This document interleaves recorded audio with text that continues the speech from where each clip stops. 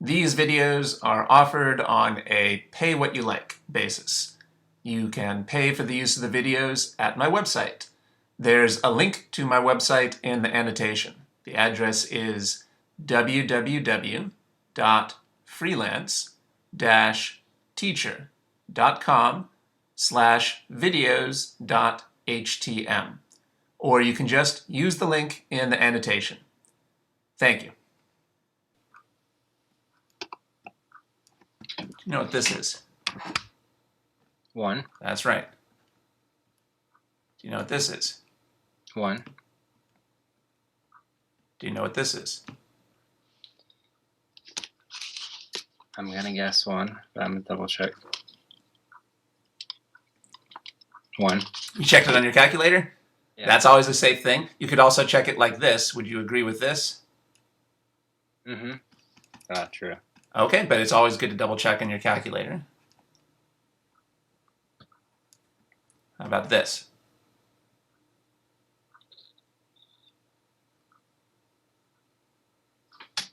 Well, that's 1 to 3 raised to 1/2. Wait, I'm just gonna double check.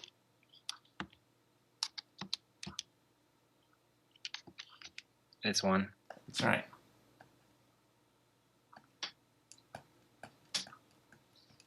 How about this? 1. That's right. So are you seeing a pattern? What's the pattern here? 1 raised to anything that's, yeah, 1 raised to anything is 1. Okay. I suppose you don't have to have this memorized because you could always confirm it on your calculator, but it's a little bit of a time saver.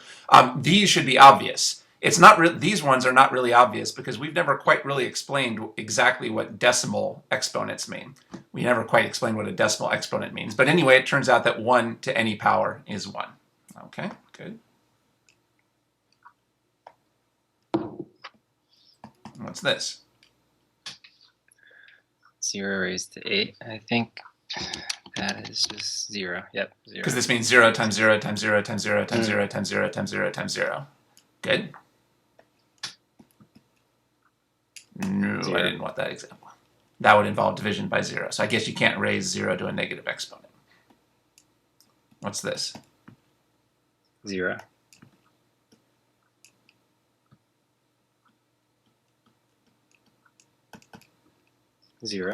So what's the pattern? 0 raised to anything is 0. Yeah, although maybe we should keep in mind that x has to be positive, because otherwise you'd end up dividing by 0. If x is negative, then this would be undefined. Okay, so 1 to any power is equal to 1. And 0 to any power is equal to 0. Okay, so those are some things that are going to be coming up in the next crop of questions. Good. Do you know how to read this aloud? The cube root of 64. Right. Have we talked about how to find cube roots on your calculator? Do you know how to do that? I believe so. Actually, I'm not sure, but I think I can figure it out. So, yeah, we have to remember where it is. It's under the math menu. Okay, cool. Because all you have on your main screen is square root, right? All your main keys will do is square root. But if you go to the math menu, do you see a promising option?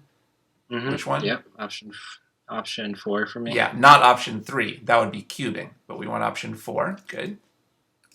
All right, so tell me what happens when you use that. I get 4. Good. How would you check to see if your calculator got that right? You could cube 4, and you should get 64. Yeah, what does 4 cubed mean? How could you check that kind of manually? 4 times 4 times 4. That's right, and that really does come out to be 64. So I just wanted to review to make sure we knew what cube roots meant. The cube root of 64 is the number that if you multiply it by itself 3 times, you get back 64. It's kind of a long sentence to define it, but that's what it means. Okay, so that's something I think we might be helpful to us is to know how to use the calculator to find cube roots. Okay, good. So let's just do one more example then.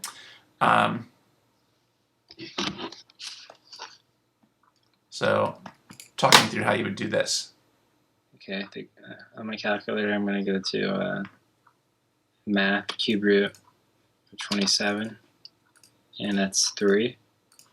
And you can check this by cubing 3 in your calculator, or just multiplying out 3 times 3 times 3. Yeah, what is 3 times 3? 3 times 3 is 9. Now what's 9 times 3? 27. So it looks like the calculator got that one right. Okay, good. Okay, so that's something that will be helpful to us in the next set of problems. Do you know how to calculate this on your calculator? Talk me through what you would be typing in. 9 raised to 513. Oh, I'm sorry. This was supposed to be a slash. This is supposed to be 5/3. 9 to 513, I think, would be undefined because it would be 2 huge. Right. Okay. So talk me through again what you would type in. 9 raised to 5 divided by 3, but I'm going to put it in parentheses just to make sure. Yeah. Now, that's the main thing I wanted to go over here. The parentheses are absolutely necessary. If you leave the parentheses out, the calculator will think you're doing this. So when do you need parentheses? You need parentheses when there are two things, more than one thing in a numerator to tell the calculator, or when there's more than one thing in a denominator, or when there's more than one thing in an exponent. So that's the main issue I wanted to review here. We need parentheses when there's more than one thing in an exponent. All right. So what do you get? 38.94, and I guess I could convert it to a fraction. Probably won't come out evenly. No. Okay. All right. So we'll stick with that. All right. Good. Approximately 39. Okay. Good. So talk me through how you would do this calculation on your calculator. 5 raised to parentheses 2 divided by 7, and you get 1.58. Okay. That's just one more little, yeah, ish, good. So that's one more thing that we'll need here. Good. Those would be, so those are kind of important notes to hang on to. I think what often happens to people with their calculator is they learn how to do things on their calculator, but then they forget. For example, it would be easy to forget where the cube root function is. You might want to keep like a couple pieces of paper with your TI-84 calculator notes on it, like separate from your math notes, because that can come in useful in your other courses as well.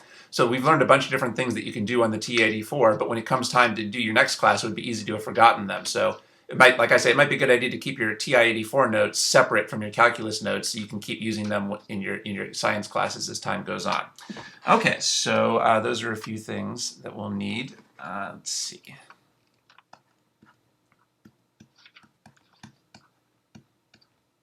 Try rewriting this on your screen.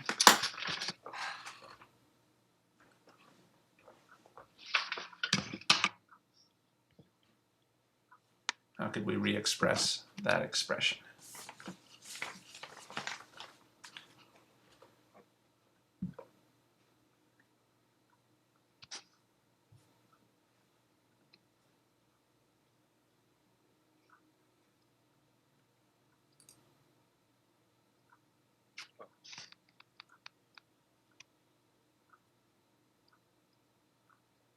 Okay, so this is just x minus y plus z. Okay. Okay, that's correct. That's correct. I'll go back to my screen. Any idea what's the most common mistake people make here when they get rid of the parentheses? They just leave the signs as is. So the most common mistake is this, forgetting that this negative is changing. I think the safest way to think about this, you don't have to necessarily write it out this way, but this really means this really means this. And then we can use the distributive rule to see that we get this. So the most important mistake is we're not just changing the sign on the y, we're also changing the sign on the z, because they're both inside the parentheses. They're both affected by the negative sign. All right. Okay, I think those are the preliminaries we needed. So now we can go back to the calculus. So we're going to pick up where we left off with our story here about the fundamental theorems. So to review the logic here, we started with a regular function f, and we tried to take its definite integral. And we defined the definite integral as just being the area under the curve. Keeping in mind that these areas are positive and these areas are negative. But roughly speaking, the definite integral is just the area under the curve. So we've got the function f, and then we have a new function, the definite integral of f, which is the area under the curve. And then we discovered something which we call g. And then we discovered something surprising, which is that f seems like it's acting like the derivative of g when we did these types of problems. And then we learned that Newton and Leibniz confirmed that f really is the derivative of g. F is the derivative of g. So how would you express this little equation in words? Let me write this down again separately. So let's go down to here. Maybe I'll put it up here.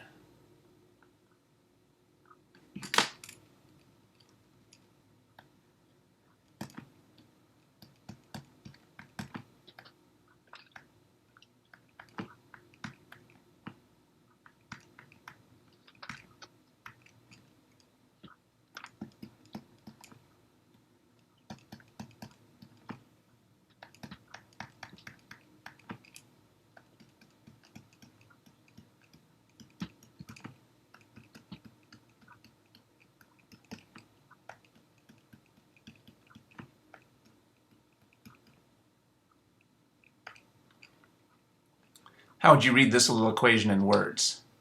Okay, so g prime of x equals f of x. So do you want me to expand on Yeah, how can that? we express that without the prime? Okay.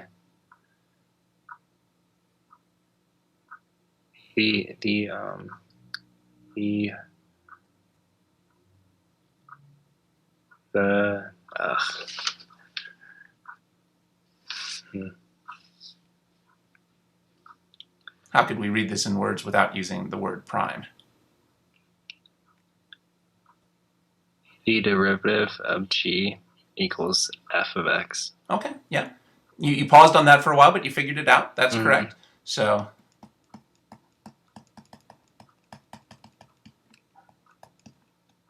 I'll just summarize that as this. The derivative of g is f. Good. Now, that's how we would have phrased this in the earlier chapters. Now, in these latest sections, we've learned another way that we can phrase sentences like this. Anytime that the derivative of g is f, what's another way we could phrase the relationship between g and f? Okay, so f is the antiderivative of g.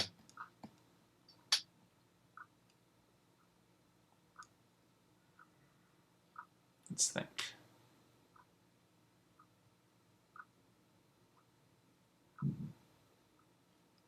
Wait, I don't know if that's correct. Let me think about that. The derivative of g is f. So the antiderivative of f is g.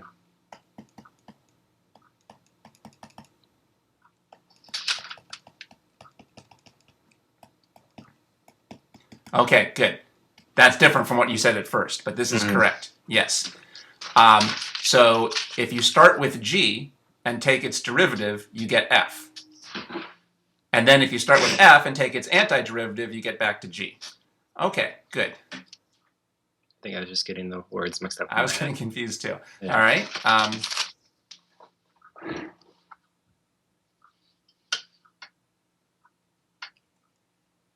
But doesn't that mean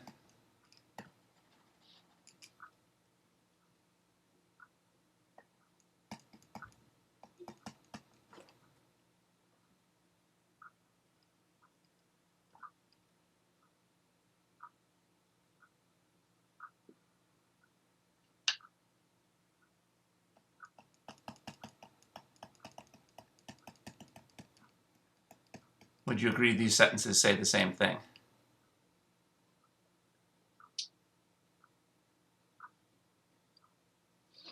The derivative of g is f. Okay. Antiderivative of f is g. All right. And then g is the antiderivative of f. Yep. Yeah, it's the same thing.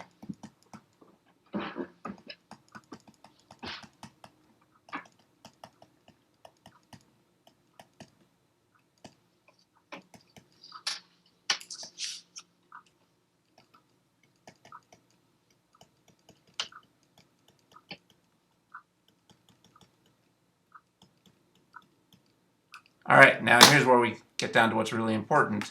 Do you agree that these two sentences are the same? Well, here's the key. Here we said g is the antiderivative of f. But what is g? What does g stand for? G's the definite integral. Of f. So Right. do you see how I went from here to here? Yep. Okay, now the advantage here is now we've gotten rid of this g, and we're just talking just in terms of f. Now, this might not seem earth-shaking, but remember what this tells us is you can figure out definite integrals by taking antiderivatives. We were kind of hinting at this yesterday, but now we're ready to expand on it. This tells us that the way to find definite integrals is to find antiderivatives. Now, that's really that's kind of an amazing idea, because remember, definite integrals are areas. The definite integral of f is the area under f. I don't think any normal person would say, oh, I think it's totally obvious the way to figure out an area is to take an antiderivative. It's not obvious at all. That's why people have so much respect for Newton and Leibniz. It wasn't obvious at all, but they figured out that the way to take areas is by using antiderivatives. So I'm not saying that you should think that's obvious. We haven't really proven that. We're going to have to just kind of accept it. Although we have suggested it. Notice we have kind of built up to it. We did see by working through this that g prime really does seem that f really seems like the derivative of g. F seems like the derivative of g. And then if you go back and you go through all these steps, if we haven't proven it, we have kind of strongly suggested that the way to figure out an area is to take the antiderivative. So we haven't given a proof, but actually if you go back over the steps we've gone over, we have given strong indications and suggestions that this is true. But in any case, we'll just have to accept this because we're going to use it to solve problems. Okay, now there's one thing here that isn't quite right. Remember, you can't say the antiderivative, because remember, every function has many antiderivatives, right? So I really should be saying A. Yeah. And.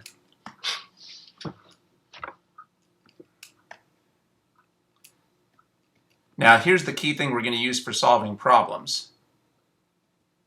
This is basically the Fundamental Theorem of Calculus Part 2. This is the Fundamental Theorem of Calculus Part 2. You can kind of see then why they're considered two parts of the same theorem, because they're just taking the same sentence and reversing it.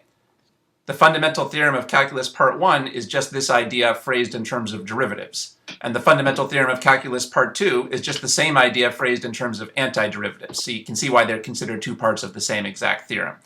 Okay, now, so what we see here is you can figure out definite integrals by using an antiderivative. Now, this is not quite good enough to solve problems because it doesn't tell us which antiderivative to use. This isn't quite good enough for solving problems because it doesn't quite tell us which antiderivative to use. But it turns out that Newton and Leibniz figured that out as well, and here's the answer. So we'll just write this down. The Fundamental Theorem of Calculus, the sequel, Part 2. And this is the one that's actually the important one for most math and for solving problems. Let me remind myself of what the best way is to write this. So this is practical because it tells us how to figure out a definite integral.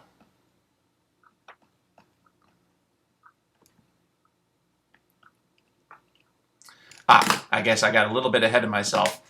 Do you remember we've talked in the past about what the distinction is between lowercase and capital letters in this chapter? Yep. So what does capital F usually stand for in this chapter? The antiderivative Of F. Of little f. Right. Good. Okay, so I'm going to have to use those symbols here. So I got a little bit ahead of myself here, but let capital F of x be an antiderivative of lowercase f. This is the convention we usually use in this chapter. Capital letters mean antiderivatives. Then the integral from a to b of f of x dx is this. All right, so you should hear dramatic music going off in the background because this is such a dramatic and important theorem. Unfortunately, it probably doesn't seem obvious yet why it's so useful and helpful, but I think today we'll already have time to see why this is such an earth-shaking theorem for us. Okay, so this is the Fundamental Theorem of Calculus, Part 2. So it might not be obvious from this. Tell me when you have that written down. Yeah. Okay, so let me make sure I'm writing that down the way your instructor has written it down. One moment. Looks like we got it. Okay, so the key thing here is, what is it that we really want to know how to do? We want to know how to calculate definite integrals. We want to know how to calculate this definite integral. Why is that useful? Because they represent areas, for one thing, right? It would be nice to be able to find those areas. Well, this tells us there's a very simple way to find any area. You take the antiderivative of this function, and then you just figure out what the antiderivative is at the top limit of integration, figure out what the antiderivative is at the bottom limit of integration, and subtract them, and like magic, that's the area. All right, so we're not going to totally explain why this works, but we've kind of suggested it. Notice that what this is basically saying is that you can use antiderivatives to figure out definite integrals. That's the basic point here. You can use antiderivatives to figure out definite integrals. Well, we're kind of anticipating that here. We were already seeing that what we said here, the definite integral is an antiderivative of f. The definite integral of f is an antiderivative of f. And then all that Newton and Leibniz had to do is they had to work out the exact details to figure out what exact antiderivatives to use. So we're not going to prove why this is the exact right way to do it, but it shouldn't surprise us that we're using antiderivatives here, because that's what we were suggesting up here. The definite integral is an antiderivative, and it turns out that subtracting these two antiderivatives gives you the right answer. So we've partly explained why this works, and partly we'll take it a little bit on faith. Okay, so here's our fundamental theorem. Like I say, this really is very impressive and dramatic, but it's hard to see until we start solving some problems. So let's do some problems together with this. So let me write this problem down.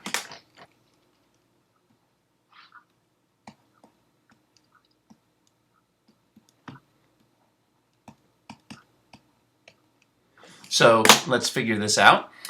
Okay, so we'll do this problem together. Now, first of all, what are they asking us for? What does this represent? Well, remember the definite integral. Here's the formula. Here's the function, the graph of f of x. So they're asking us to calculate this area. Mm-hmm. Now, notice there's no real, in high school geometry, you couldn't calculate this because this is not a simple triangle or a rectangle or a circle. So we can't use our normal high school geometry to figure this out, but now we can use the magic of the fundamental theorem. So I'll write it out like this. The fundamental theorem says all you have to do is find the antiderivative. Well, what's the antiderivative of x squared? 1/3 x cubed. Excellent. We haven't practiced that for a while, so it's good that you remembered that. And then all you have to do is evaluate that at 4 and 0 and subtract them. Here's the notation that's used for that. This is a new notation you probably haven't seen before in math, but I'll show you what it means. It means this.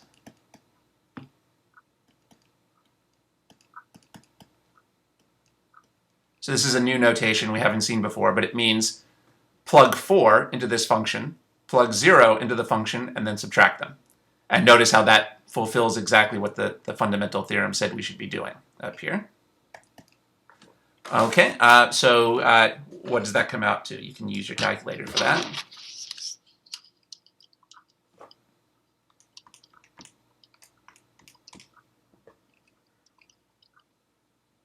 So we get 64/3 minus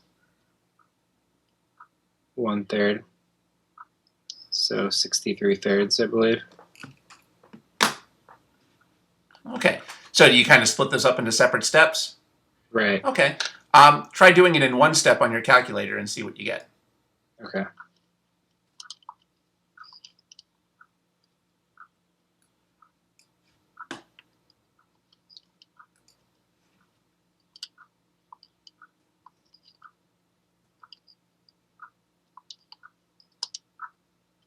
$21.33. That's right. Or Right. change that into a fraction. 64/3. So we can see our original answer was incorrect. All right, so this is 64/3. What is 0 cubed? 1. Take your time. I mean 0. Yeah. Remember that exercise that we had done earlier with the 1s and the 0s? 0 to any power equals what? 0. And 1 to any power equals 1. I think maybe you were confusing those two ideas. Okay. So that's what would let us astray here. So what's 0 cubed? 0. And what's 0 times a third? 0. So we could kind of do this in our head a little bit. All we really need the calculator for is this term. But since people are so prone to making arithmetic mistakes, maybe the safest thing is just to do it in one step on the calculator.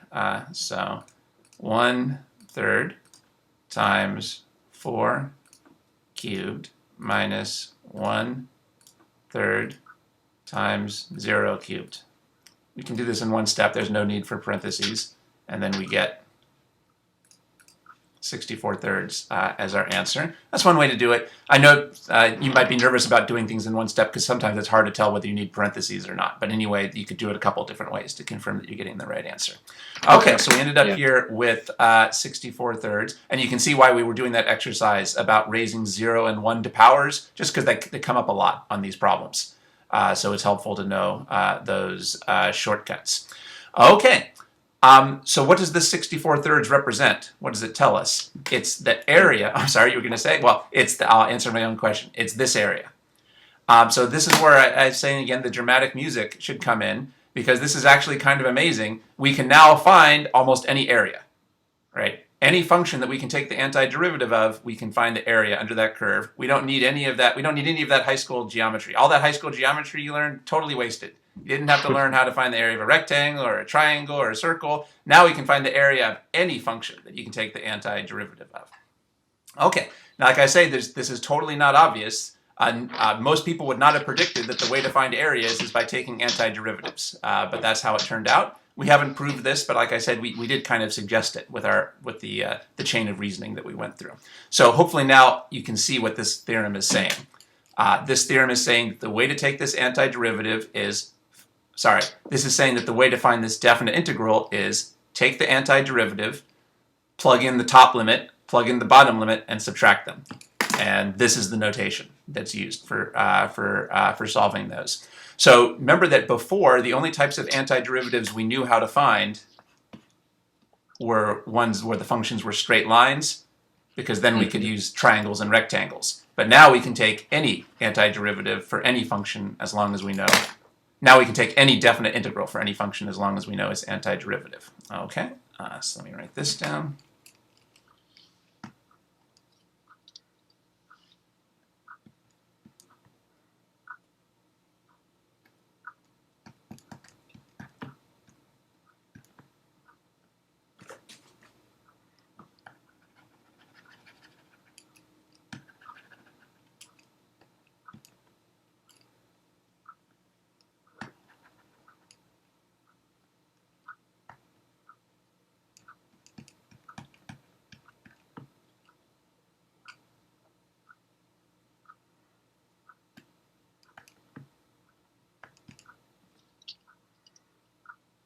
Okay, so how would we take this definite integral? Well, the fundamental theorem says take the antiderivative. So what's the antiderivative here? It's 5x plus, let's give this cosine, sine of x. Yeah, here's where it pays off to have really made progress on antiderivatives before, because you can see now they're going to be absolutely crucial. Now we have to remember this is not the answer. We have to evaluate at these two limits. So what do I write down now? I would write 5 times 5 plus sine 5 minus, now this is important, you got to put this in parentheses, 5 times 3 plus sine 3. Do you see why we need this parenthesis? Because otherwise we'd only be subtracting the 5 times 3. So we need that parenthesis here to show that we're subtracting the whole caboodle. You might even put parentheses here. These are not necessary, but they kind of show the symmetry between these two terms. Okay. Okay, so let's calculate what that is. Okay. So 25 plus sine of 5 minus parentheses 15 plus sine of 3. 8.89, and then convert that to a fraction. Well, it doesn't convert, so I would just leave the answer as, let's see, 10 plus sine of 5 minus sine of 3.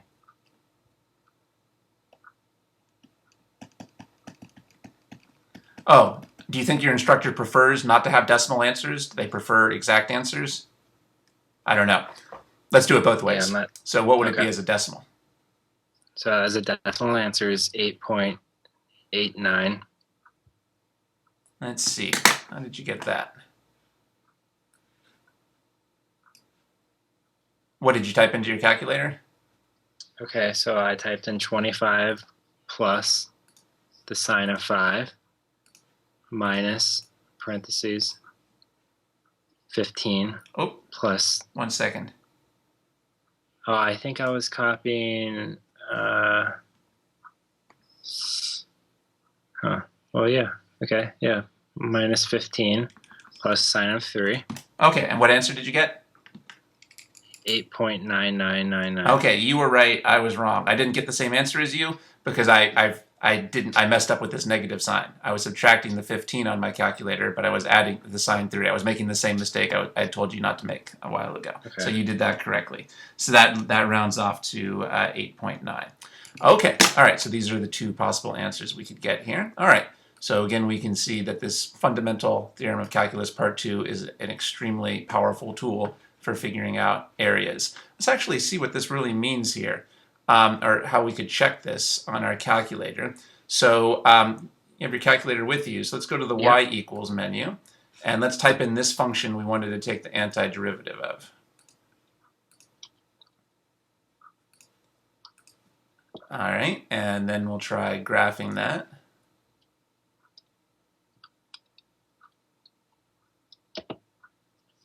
Now, we want the antiderivative between 3 and 5. Do we have a good window here? Well, each of these hash marks is 1, so that's pretty good. We're in the right range. I won't fiddle with that. What does this antiderivative... I'm sorry, we want the definite integral here. What does this definite integral represent on the graph? It represents the area between the function, well, between the curve and the axis. Right. X-axis. So just looking at your graph, would you have predicted here that the definite integral was positive or negative? It would be positive. Because? Because it's above the x-axis. Because the curve is above the x-axis. Right. Good. All right, now, here's how we do this in the calculator. Do you see this calc menu here? Mm-hmm. You can see it's in blue. So we have to hit second, then we hit calc.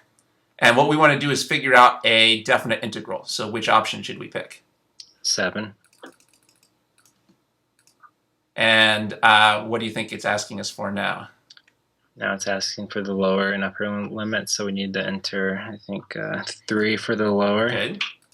Enter, and then 5 for the upper. And it's going to shade the area of the graph we're interested in and give us the area of that shaded region. Excellent. You don't sound too impressed. Have you seen this before? Just this morning. Oh, someone stole my thunder. Oh, curses on that person. I was quite impressed at 8 a.m. at 10:50, not so much. Okay. Now you're jaded and bored by it. Okay. Anyway, I think this is a nice function here. Well, the shading is nice because it reminds you what this means. It reminds you that definite integrals are areas. But anyway, does this confirm the answer that we got? It does. Yeah. So notice that this is going to be a big part of the next test. There's going to be lots and lots and lots and lots of definite integrals. That's the most important skill for the next test, finding these definite integrals. And you're going to be able to check all your answers. You can check all of those answers on the calculator using this approach. And so we can see we got that one correct. Okay, very good. All right, let me write something else down here. This is a pretty nice tool to have, though, for sure. Mm-hmm, so. Sure. Yeah, absolutely. I think that definite integral function is definitely very helpful. And I like the way it shades it in because, like I say, it reinforces what the definite integral means. Okay, so let's write this down.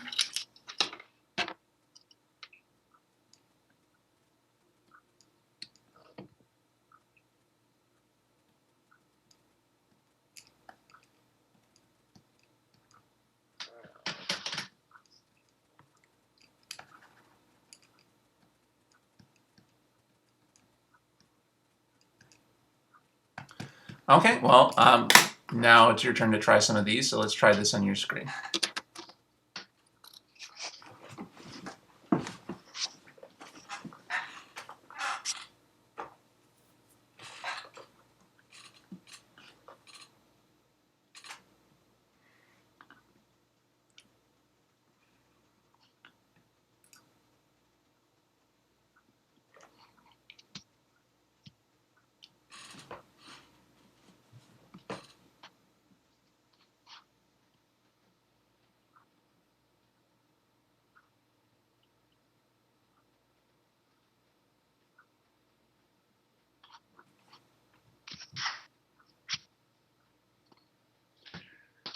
Okay, so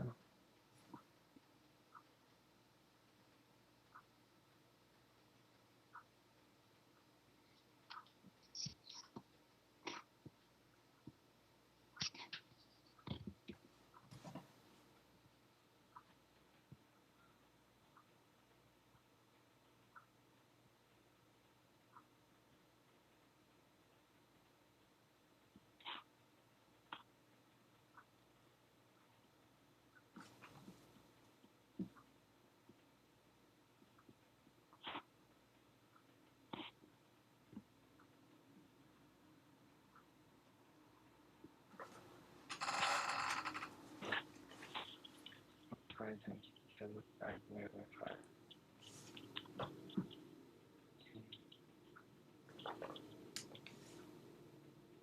No,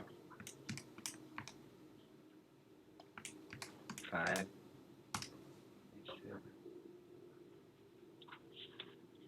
5, 5.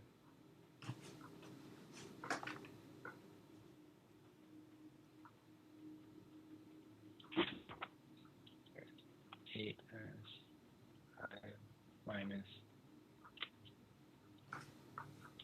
2/5 times 5 raised to 5. Okay.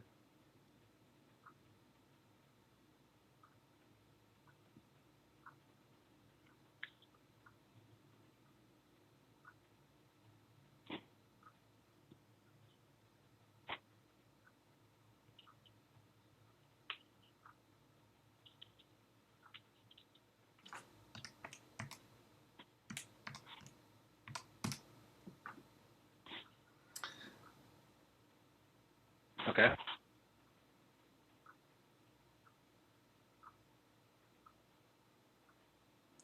Okay, I think we're making some mistakes here with the calculator use, so let's talk about that. Let's see.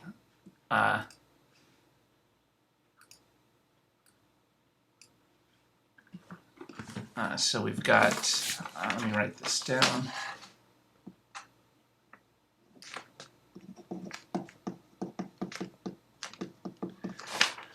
Okay, well, talk me through again how you did that on your calculator. How did you get that number 1835? So I got 1835 by putting 3/5 in parentheses, and then I multiply that by 5 raised to 5, Mm-hmm. and I get 1875. Right. Not 1835. Okay. Sorry, I think I'm just making mistakes at this point. Okay. So that is 25. Also, I think we have too many negative signs in there. You have a minus, but I think there should only be one minus in there.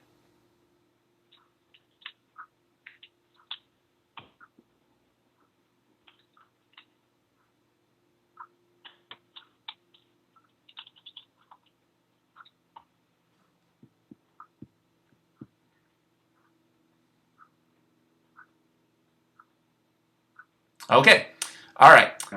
So that looks more like the correct answer to me. And now talk me through how you would check that on your calculator. You can graph the function 8 minus 3x to the 4th. So 8 minus 3x is 4. Graph that.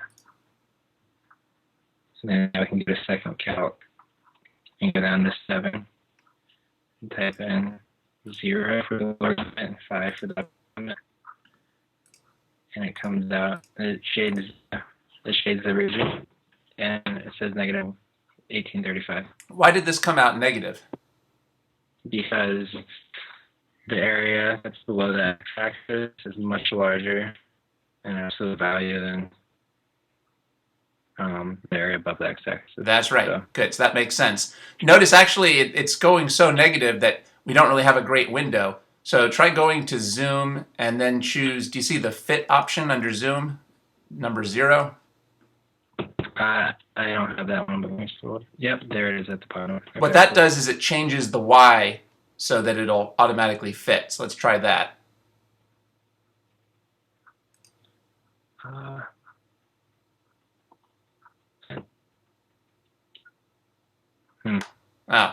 looks a little bit weird to me. Yeah. But now you can try the integral again. So we're integrating from, what were our limits of integration again?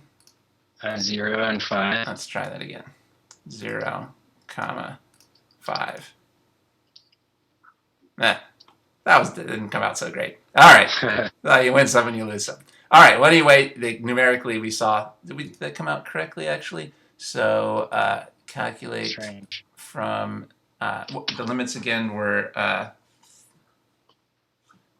0, the lower limit. 0 to 5. All right. 0, comma, 5.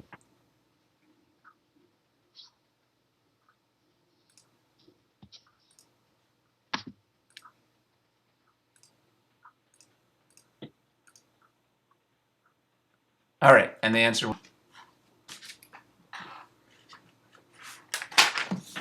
I think like the calculator can't show that correctly.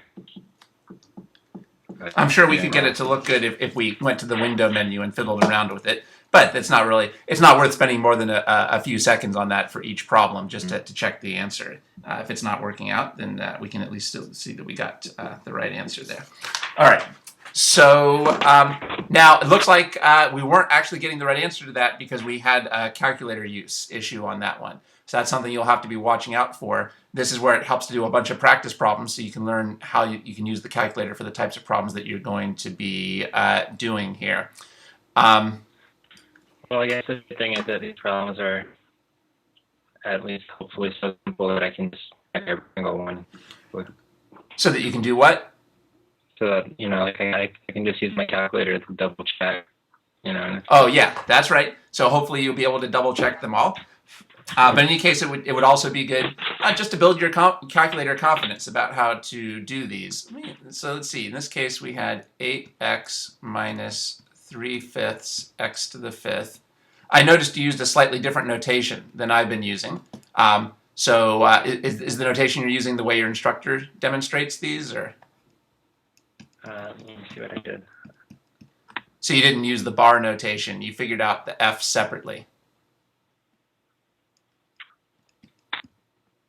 Right.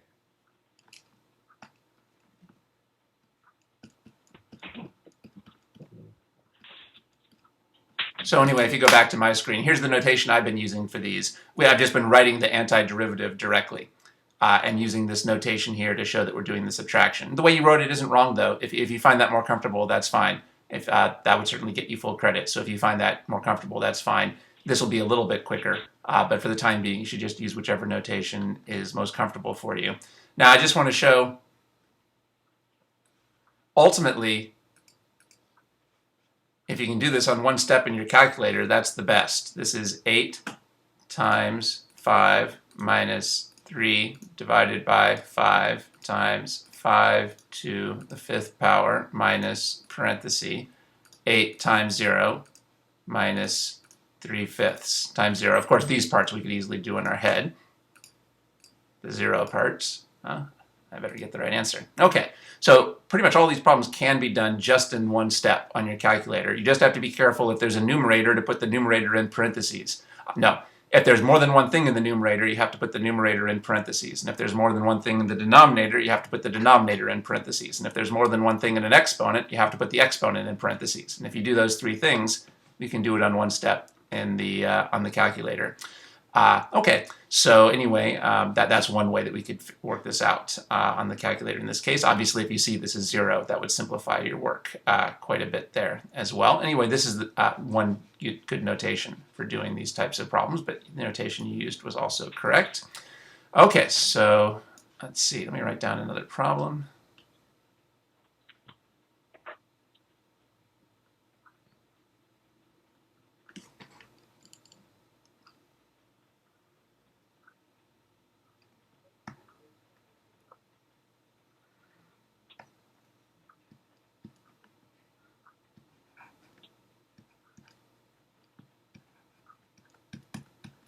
Okay, let's try this problem.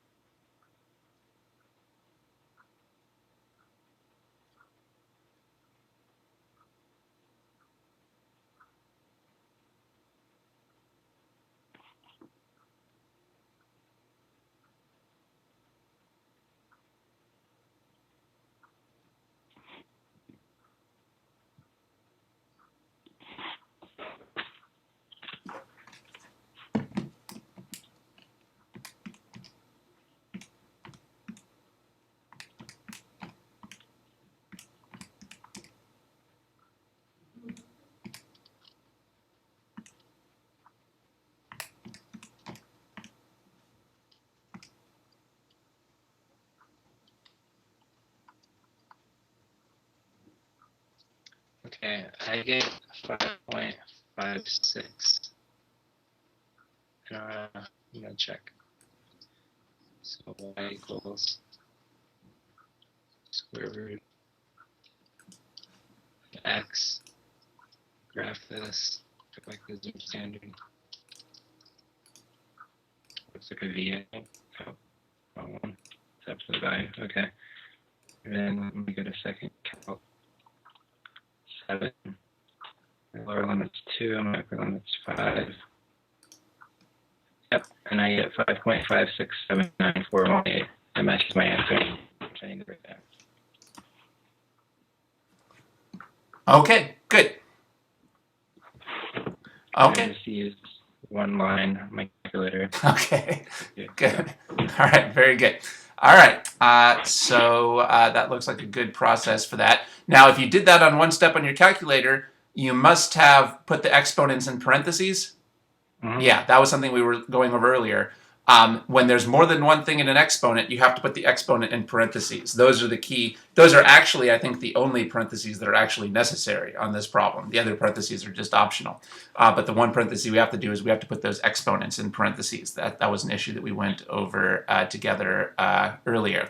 Okay, so it's good that you remembered how to take the antiderivative of a square root. You do that by changing it into x to the 1/2 power. It looks like you took that integral correctly. Okay, very good. That's good. I'll go back to my screen. Okay.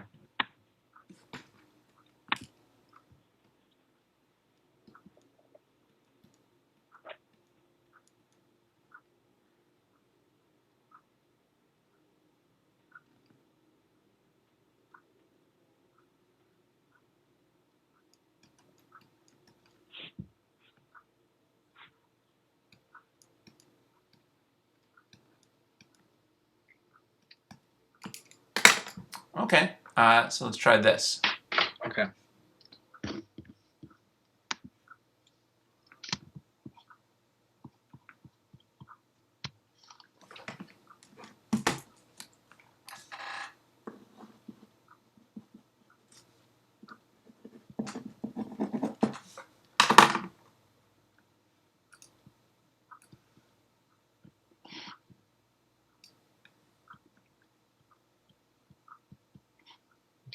versus negative cosine. Sine, derivative of sine gives us negative sine theta. Okay. So.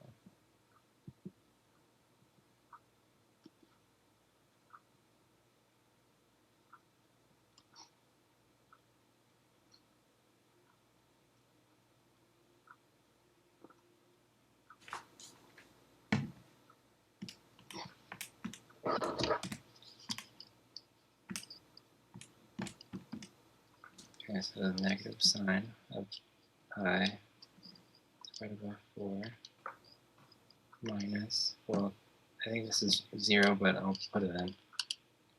Negative sine 0. I get negative 0.707. I don't think that's right. I'm going to double check in my graphing function. So y equals negative cosine of x. Notice we have to use x even though the function had a theta. Good. So in graphing that, now I go to second calc 7. Lower limit 0. Upper limit is pi divided by 4. And okay, it comes out to be what I got, so that's good. Okay, good. By the way, you were right. The sine of 0 is 0, so you could have dropped out that term on the calculator, but you can also just leave it in on the calculator and let the calculator work it out for you. Okay, very good. One thing that sometimes is instructive when you're doing trig functions, go to your zoom menu and pick the zoom trig. That oftentimes gives you a good window. Okay. And now we can try calculating the integral again. So our limits there were 0 to pi over 4.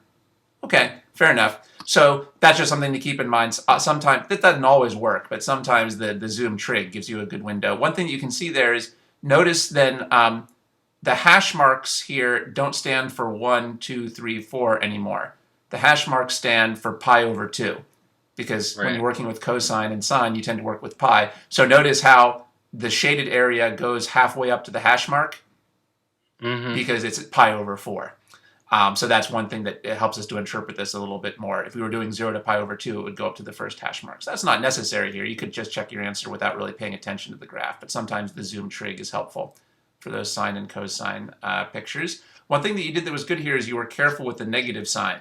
I think people tend to make lots of careless mistakes when there's negative signs running around, but you were real careful. You ended up with 2 negatives, minus sine of 0, but you did that correctly.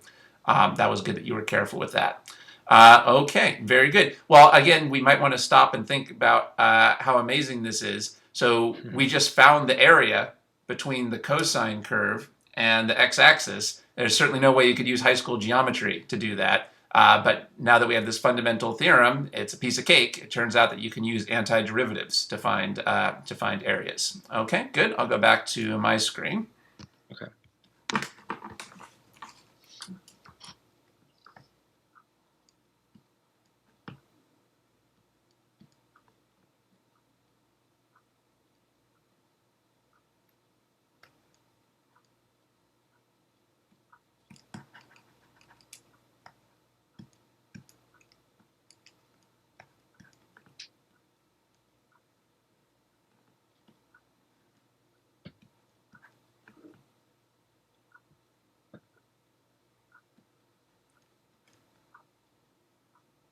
All right, this one's going to be a little harder, so we'll have to take our time and do this step by step. Give this a shot.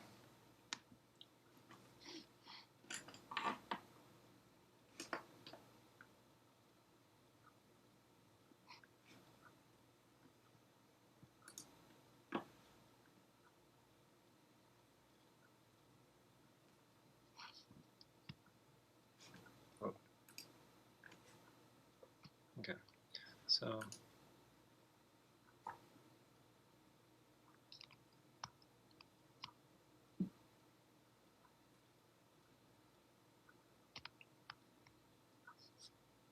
is just equal to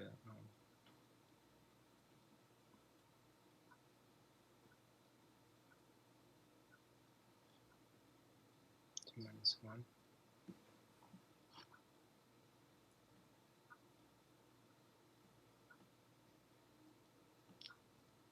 Right.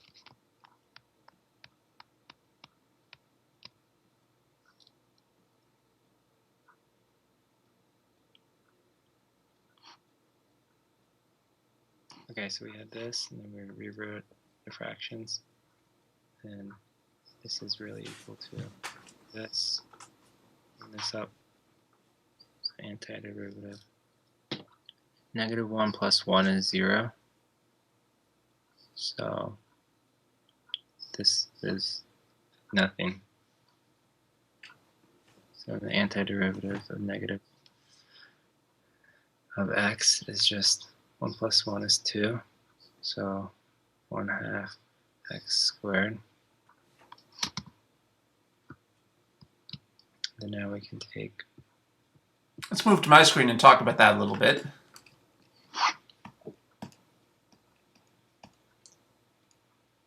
So you were taking the antiderivative of this term. First of all, what's this? 1. Not 0. What's Right. this? 1. Not 0. What's this? 1. Not 0. Okay, good. Now, when you were taking this antiderivative, it looked like you tried to use the power rule. So if you use the power rule, what would be the new exponent for x? 0. Now, I think you were saying that means that term just disappears. But Right. that would not make it disappear, because what's x to the 0? 1. And what's 1 times 5? 5. But there's a more important issue, which I think you forgot to deal with the coefficient. Remember that when you're using the power rule for antiderivatives, you need to put a coefficient out in front. What number goes here? 0. Right. However, 1 divided by 0 is undefined, right? So we've talked about this a little bit before. This is the one example where the power rule for antiderivatives doesn't work. The power rule for antiderivatives doesn't work for x to the -1. Power rule for antiderivatives doesn't work for x to the -1 because you would end up having to divide by 0. We need a whole different approach. Okay, yeah, that was my reasoning. It wasn't because I Oh, thought okay. yeah. Well, so you saw you would be dividing by 0? Right. All right. That's why Okay. I think you then misinterpreted that. I think you said, oh, I'm dividing by 0 so I can ignore that term. But dividing by 0 doesn't mean we can ignore the term. It means we need a different approach for the term. Okay? Okay. Okay, so I guess we just, we have to leave it. And we can't really leave it. We've actually already learned how to deal with this. What is the antiderivative? Maybe it would be more helpful if we had written it like this, actually. What is the antiderivative of 1 over x? Right. It's the natural log of absolute value of x. Right. Oh, maybe that's what you meant by leave it. Leave it as 1 over x. Okay. Okay, so that's an important thing for us to go back and review. We hadn't talked about that for a while, but that came up here on this problem. Okay, well, let's go back to your screen and try to put that, let's try to integrate that into our solution. No pun intended. So punny. Okay, so let's see. Who says this math isn't fun? So 5 over x minus x, that's good. And then we have 2.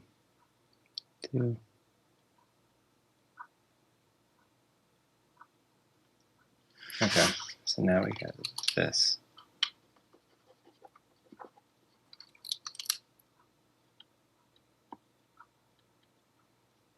This is 5.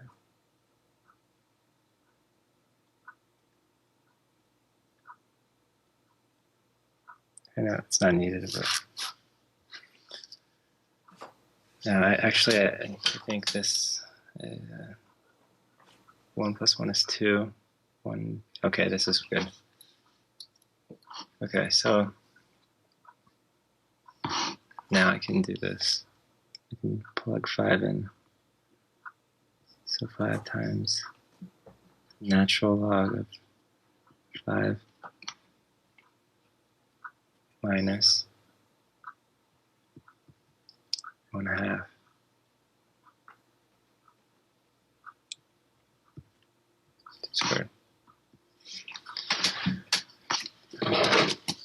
Okay, we're having some trouble with that step.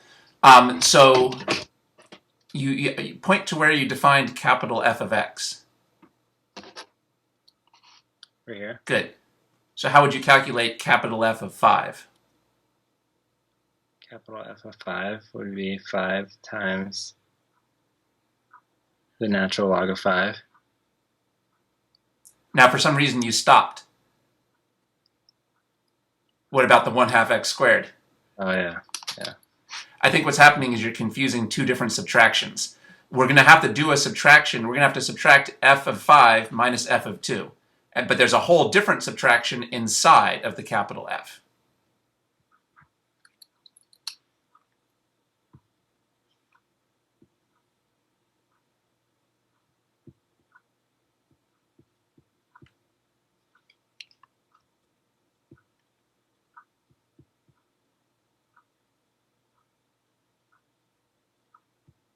It's getting kind of complicated. Okay. Mm-hmm. I think I got it. 5 times natural log of 5. Well, yeah. Minus 1/2 times 5 squared minus 5 times natural log of 2 minus 1/2 times 2 squared. I get negative 0.91. I'm going to check that. So I'm going to graph y equals parentheses 5 minus x squared divided by x. Graph. Okay, and now I got a second calc. 7. And my lower limit is 2. My upper limit is 5. And I get negative 5.91, which is different from what I got. So let me see. That's my function, right? 5 minus x squared over x. Okay, that looks good. I guess I made a calculation. I calculated something wrong. 5 times the natural log of 5 minus 1/2 of 5 squared. All of that minus 5 times the natural log. Did you put in a parenthesis in front of the 5 Yeah. natural log? No, I didn't. Okay, I think you wrote it correctly on your screen. If you look at your screen, you do have that parenthesis there, right? Yep. Okay, so you set yourself up right. It's good that you wrote that parenthesis down there on the screen. So the best way to do this is don't go to the calculator too quickly. Instead, write down on your paper all the parentheses that you're going to need on the calculator. Write down on your paper all the parentheses you're going to need on your calculator, even parentheses that you wouldn't normally write down but that you need for the calculator. And then try to just copy that verbatim onto the calculator. When people try to kind of make things up as they go on the calculator, that's when they tend to make mistakes. Let's give that another shot. More time. Yep, and I get negative 5.918.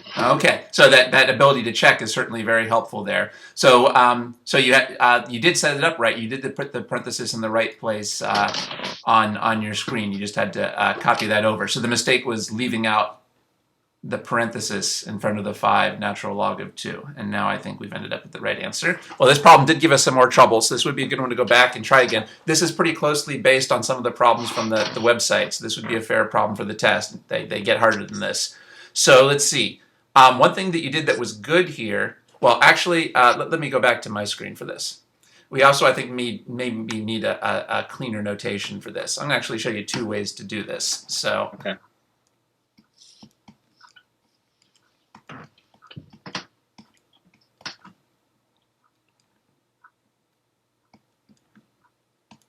So here's the notation that I'm used to, that I use. Now this is what you did, but the key thing to keep in mind is, have we taken the antiderivative yet? We haven't. So I have to keep writing this. Okay. I haven't taken the antiderivative yet, and I put this in to show that. It's kind of similar to what we did before. Do you remember in the past, sometimes before we took the derivative, we had to simplify, but we kept writing the prime then until we'd actually taken the derivative. And then the way I'm used to doing these is then I would do, have I taken the derivative yet? I made some more algebraic simplifications. Is this the antiderivative? So I have to keep putting in the integral sign.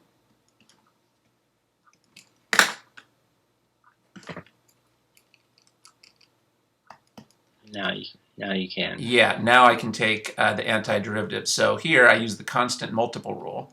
So this would be 5 times the antiderivative of this. And remember, here's where we went astray. You rewrote this as x to the negative 1, which would normally be an excellent idea, but it doesn't work for the negative 1 exponent. Instead, we simply write it like this. Antiderivative of this is this. Do I have to keep writing the integral signs? Nope. No, because now I really have taken the antiderivative. Now, the way I've always done this, the way I've learned this, and this is the same method your textbook uses, is now you write this to show that we're going to have to evaluate this at 5 and 2 and subtract them. And then I would write this as 5 natural log 5 minus 1/2 5 squared minus, and now I'm going to do it the 2, but I have to put that in parentheses. 5 natural log 2 minus 1/2 times 2 squared.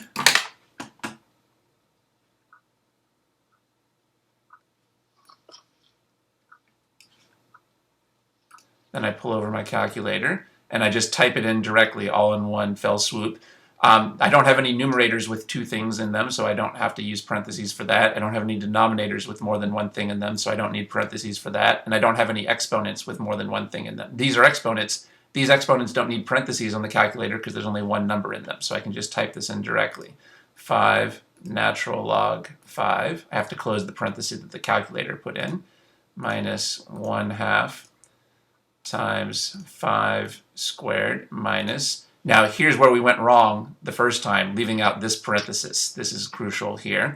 So I put that parenthesis in. This better come out right. 5 times natural log of 2 minus 1/2 times 2 squared.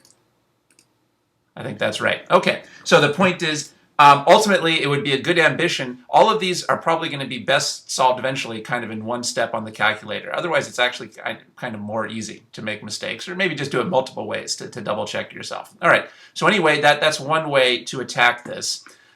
So the key thing is that when you did this problem, you wrote down this. Now this is good, but you didn't say who this was equal to. So it was kind of weak notation because you were writing this down, but you were just writing it down kind of with a hanging equal sign and not saying what it was equal to. So that's how this notation is superior. The superior notation here is to show we haven't actually taken the definite integral yet. We haven't actually taken the antiderivative, so as long as we're simplifying, we keep putting these things here. Now I'm going to show you how you could do this kind of more with the notation you're using as well. If you wanted to do it using your notation, what you'd have to say is you'd have to say little f.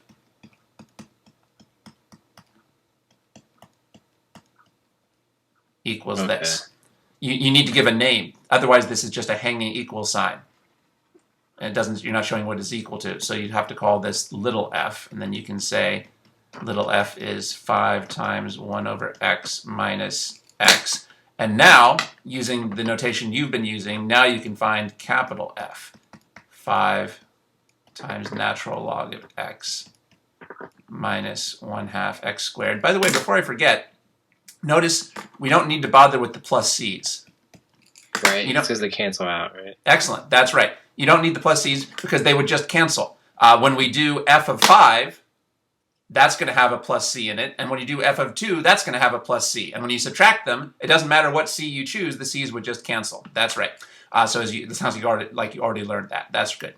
So when you're doing antiderivatives in general, you need to include the plus c. But you don't need them for definite integrals. For definite integrals, we don't need the plus c. It wouldn't hurt you to put in the plus c because, like you said, it would just cancel. But it's an unnecessary complication.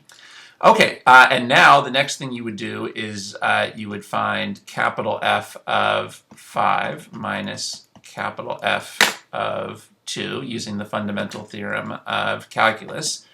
Now here's where I think you had gotten confused before. because what you did is you plugged the 5 into here and the 2 into here as if they were two separate functions, if you remember that. But instead what we have to do is we have to plug the 5 into the whole expression.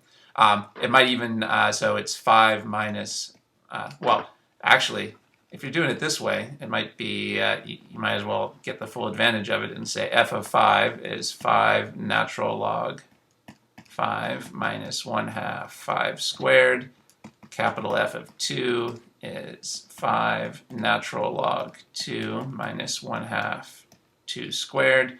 So then f of 5 minus f of 2. Now we can see they both have two terms. So the whole big thing is 5 natural log 5 minus 1/2 5 squared minus, this has to be put in parentheses because we're subtracting the whole thing, 5 natural log 2 minus 1/2 2 squared. And now we've ended up with the same thing we had up here. 5 natural log 5. And now you can do it all in one step on your calculator. So this is how you would do it using your notation. I kind of feel in the long term this is a superior approach. I feel in the long term that this is a kind of a sleeker, more slimline approach. This is the standard way of writing it. This is the way your textbook does it. I think in the long term this might be a better way to attack it. But if you're feeling more comfortable with this, this is also this could also work. But in this case, you'd have to kind of use this lowercase f to show what you were doing. First, you were rearranging algebraically before you actually took the antiderivative. So anyway, but both of these approaches are acceptable. You just need to use whichever one ends up working the best for you. But this is the approach in the textbook. Okay, and then we saw what the answer was here. So one big thing that we saw here is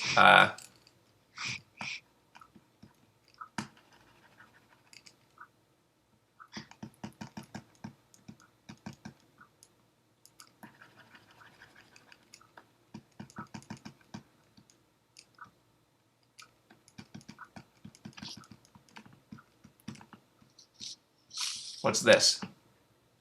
The antiderivative, the natural log of x. So you have to resist the temptation to use the power rule here. The power rule doesn't work in this case. When we learned this before, we learned it like this. But probably we should have learned it both ways. We should have learned just 1 over x is x to the negative 1. So obviously they both have the same antiderivative. Okay. All right, so now what we've seen here from our fundamental theorem of calculus is that this gives us a huge shortcut for calculating antiderivatives. There's a huge shortcut for finding antiderivatives. You don't actually have to calculate the area using geometry. You can just, did I say that right? I meant to say there's a huge shortcut for finding definite integrals. There's a huge shortcut for finding definite integrals. You don't actually have to calculate the area using geometry. Instead, you can use antiderivatives to calculate the definite integral, and this is the straightforward approach for that. And now the rest of this section and the next two sections is just harder and harder and harder problems of applying this, basically. Okay. So, and that's going to be one of the main things that the test is focusing on. So what can you do then? The most important thing for you to do now is review all those antiderivatives that we've been going over, because that's the key, right? The key is applying all those antiderivatives. So we're going to be applying those antiderivatives to harder and harder problems. So now would be a good time to go back over your notes, and you have to be at the point basically where all the antiderivatives we've already learned are easy.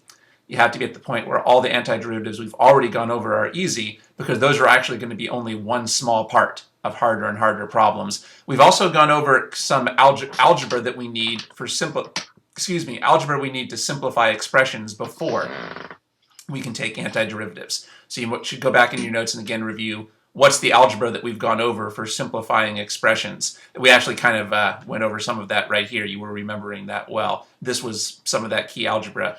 Splitting up a fraction into two separate fractions, and then subtracting the exponents. So that type of algebra is going to be, so maybe one of the more challenging parts here might be the algebra for these. We're going to need to be simplifying these expressions with algebra before we can take the antiderivative. So anyway, that would be a good thing to be working on, making sure you're really on top of all the antiderivatives we talked about. Like we didn't do the inverse trig ones today, so those would be good to review. And the algebra we talked about, and then we'll plunge into trying to learn all the different types of the harder and harder definite integrals that your instructor has in the sample problems.